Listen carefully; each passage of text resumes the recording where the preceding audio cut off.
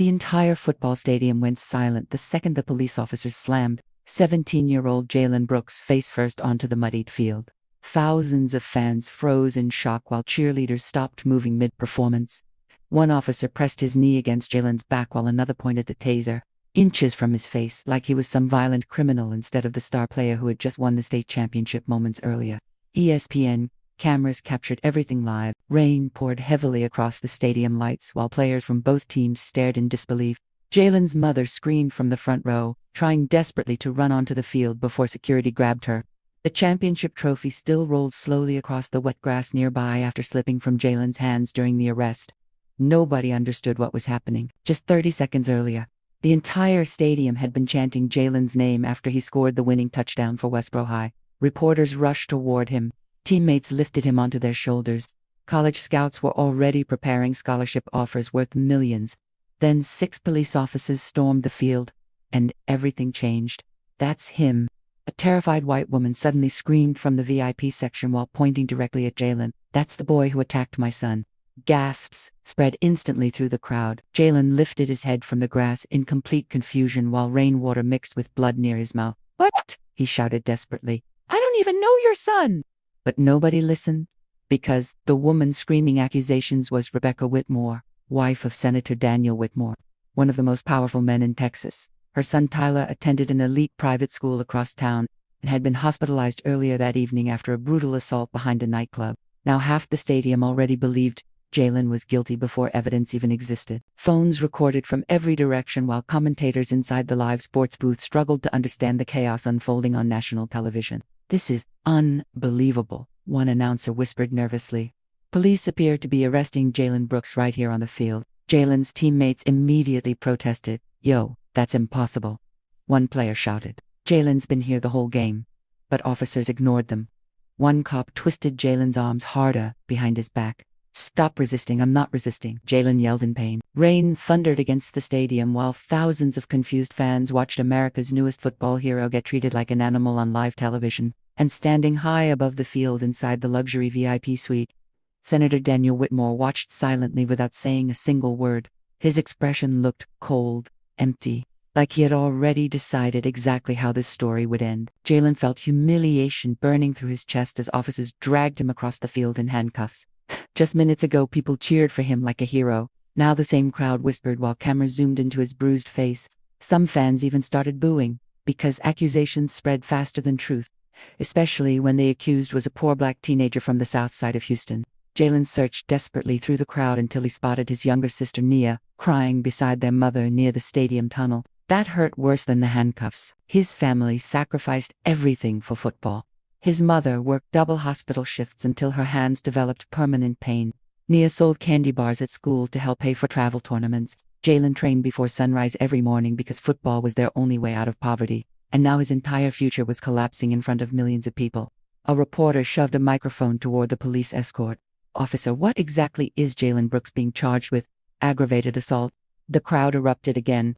Jaylen nearly stumbled from shock. "What?" he screamed. "I never touched anybody." But the police cars were already waiting outside the stadium. Inside the VIP suite above the field, Senator Whitmore finally spoke quietly to his assistant. "Make sure the security footage disappears before morning." The assistant looked nervous. "Sir, there were thousands of people recording tonight." Whitmore's jaw tightened, then controlled the story before someone else does. Back outside, rain hammered against the police vehicle windows, while Jaylen sat handcuffed in the back seat struggling to breathe normally. His championship jersey remained covered in mud and blood. Every dream he ever had suddenly felt like it was slipping away. One younger officer sitting beside him finally spoke quietly. "Why'd you do it, kid?" Jaylen stared at him in disbelief. "I didn't." The officer looked away awkwardly, because deep down, even he wasn't fully convinced. The timing made no sense. According to reports, Tyler Whitmore was attacked nearly 30 minutes before the championship game even ended. Witnesses claimed the attacker wore a black hoodie and fled through an alley behind the nightclub district downtown. But Rebecca Whitmore publicly identified Jaylen anyway. And when powerful rich families point fingers, poor people usually pay the price. The police convoy finally reached downtown county jail, where reporters already waited outside despite the storm. Flashing cameras lit up the night while officers escorted Jaylen through screaming journalists. "Did you attack Tyler Whitmore? Were you involved in gang activity? Did jealousy motivate the assault?" Jaylen kept repeating the same words. I didn't do this. Nobody cared. Inside the processing room, officers removed his muddy jersey while another guard smirked at the television mounted on the wall. Sports networks replayed Jaylen's arrest over and over again beside headlines calling him the fallen star. One commentator shook his head dramatically. A tragic example of wasted talent. Jaylen felt sick. Hours earlier, they praised him as America's next football superstar. Now they treated him like a monster. Then something happened that made everything even worse. The television suddenly switched to a live press conference. Senator Daniel Whitmore stood behind microphones surrounded by reporters. "My family asks for privacy during this difficult time," he said calmly. "Violence among young people has become a serious issue in our communities." Jaylen's fists clenched instantly. Communities? Everybody knew exactly what Whitmore meant. The senator continued, speaking carefully. No parent should fear for their child's safety because of increasing criminal behavior being normalized. Jaylen stared at the screen with rage building inside him. Whitmore never directly mentioned race. He didn't have to. America already understood the message. The guard beside Jaylen laughed quietly. "Man, you picked the wrong rich kid to mess with." Jaylen lowered his head. For the first time that night, fear finally hit him completely. Not fear of prison. Fear that nobody would ever believe the truth. Hours passed slowly inside the holding cell while rain continued pounding the city outside. Social media exploded with arguments about the arrest. Some people defended Jaylen using game footage proving he played nearly every minute during the championship. Others called him violent before investigations even began. Meanwhile, Tyler Whitmore remained hospitalized. And powerful people wanted someone blamed immediately. Around 3 a.m, the cell door suddenly opened. "Brooks," an officer called. "You got a visitor." Jaylen looked confused. Nobody besides his family even knew he was there yet. The officer escorted him into a small interview room where a middle-aged black woman wearing a gray coat sat waiting, beside stacks of paperwork. She looked exhausted already, but sharp, dangerously sharp. The woman slowly stood when Jaylen entered. "My name is Vanessa Cole," she said calmly. "And if you're innocent like I think you are," she placed a thick file onto the table, "then somebody very powerful is trying to bury you alive." Jaylen slowly sat across from Vanessa while thunder echoed outside the jail windows. For the first time all night, someone was finally looking at him like a human being instead of a criminal. Vanessa opened the thick file carefully while studying his bruised face. "You're bleeding," she said quietly. Jaylen wiped his lip. "They tackled me on live TV like I murdered somebody." Vanessa's eyes hardened slightly. "That video already has 20 million views." Jaylen looked down at the metal table.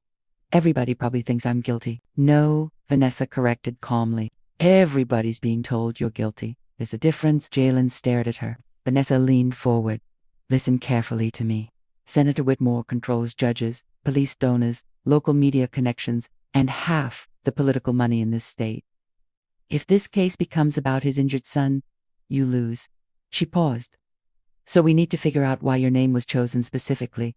Jaylen frowned. "I never even met Tyler Whitmore. That's what worries me." Vanessa pulled out printed photographs from the file and spread them across the table. Pictures of Tyler Whitmore partying outside clubs, photos beside expensive cars, rich teenagers drinking illegally. Then Vanessa placed down another photo. Jaylen froze instantly. It showed Tyler standing beside one of Westboro High's assistant football coaches, Coach Darnell Hayes. Jaylen's stomach tightened. "That's impossible," he whispered. "You know him?" Vanessa asked. Jaylen nodded slowly. "Coach Hayes trains private athletes during off-season camps.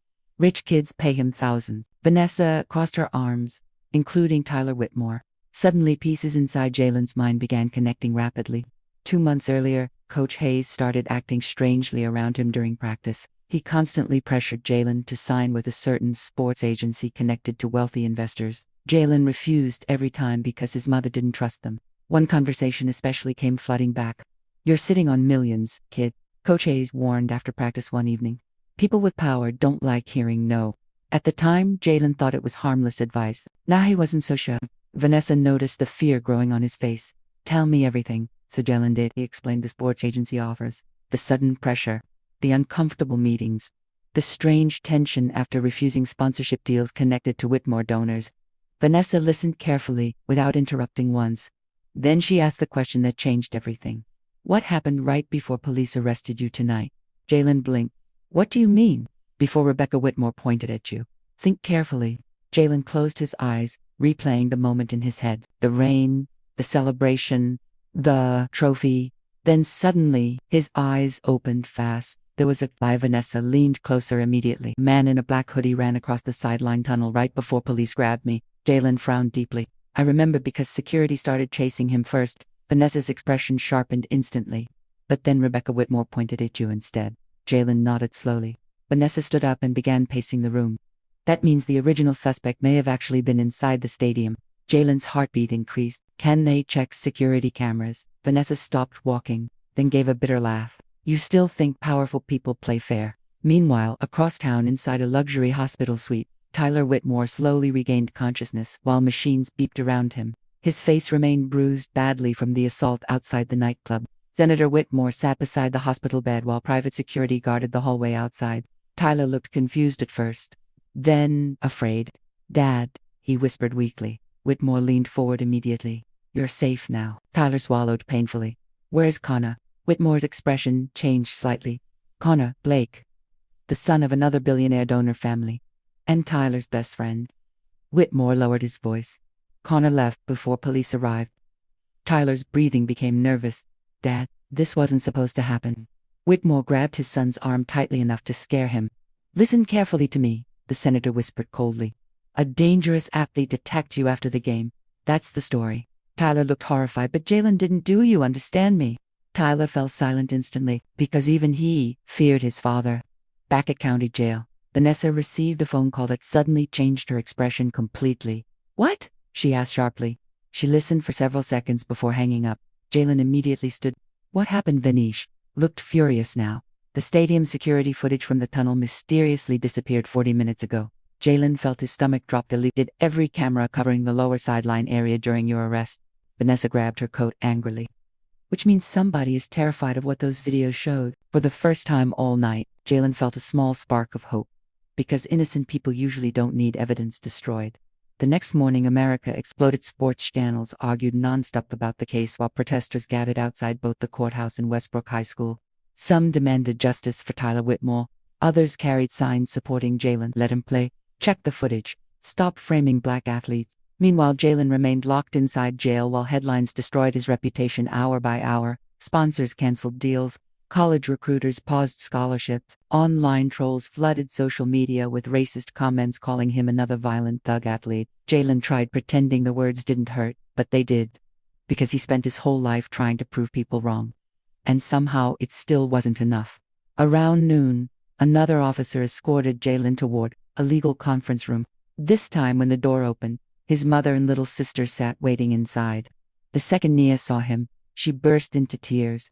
Jaylen hugged her tightly despite the handcuffs. You okay? He whispered. Nia nodded while crying. They're saying horrible things about you online. His mother looked exhausted beyond words. Dark circles sat beneath her eyes from crying all night, but her voice stayed strong. You listen to me, she said firmly while holding Jaylen's face. I know who my son is. Jaylen almost broke emotionally right there. His mother worked too hard raising him alone after his father died. She sacrificed sleep, food, everything just to keep him focused on football and school instead of gangs surrounding their neighborhood. Now rich politicians were trying to erase everything they built. Vanessa entered moments later carrying another folder. And this time, she looked excited. I found something. Everyone immediately focused on her. Vanessa placed several printed screenshots onto the table. These came from fan live streams during the championship celebration. She pointed carefully toward blurry images near the sideline tunnel. Look closely. Jaylen leaned forward. There, a man in a black hoodie. Exactly where Jaylen remembered. Vanessa pointed again. Now watch this sequence. Each screenshot showed the hooded man moving rapidly through the crowd while security guards chased him briefly before changing direction toward Jaylen. Nia gasped suddenly. Oh my God! Vanessa revealed the final screenshot. The hooded man's face partially visible for one split second. Not Jaylen, not even close. It was Connor Blake, Tyler Whitmore's billionaire friend. The room went silent. Jaylen stared at the photo with pure disbelief. Vanessa smiled slightly for the first time since meeting him. They framed the wrong black kid, she said quietly, because the real suspect belonged to the wrong rich family. Jaylen's mother covered her mouth emotionally. Everything, finally, started making sense now. Connor and Tyler were together before the assault. Connor disappeared before police arrived. Rebecca Whitmore publicly accused Jaylen before evidence existed. And security footage mysteriously vanished overnight. Because somebody powerful wanted the investigation redirected immediately. Vanessa looked directly at Jay. This case was never about justice, she said. It was about protection. Jaylen clenched his fists slowly while anger burned inside his chest stronger than ever before. Not because they accused him, but because they thought his life was disposable enough to sacrifice without consequences. Then Vanessa delivered one final bombshell. There's more. She pulled out another document carefully. A private payment transfer. Nearly $200,000 sent from Senator Whitmore's political foundation to Coach Darnell Hayes. Jaylen froze completely. His own coach, the man who trained him, the man who pushed him toward those investors. Vanessa's voice lowered. I think they planned to control your career, she said quietly. And when you refused, she slid the payment records closer across the table. You became useful for something else.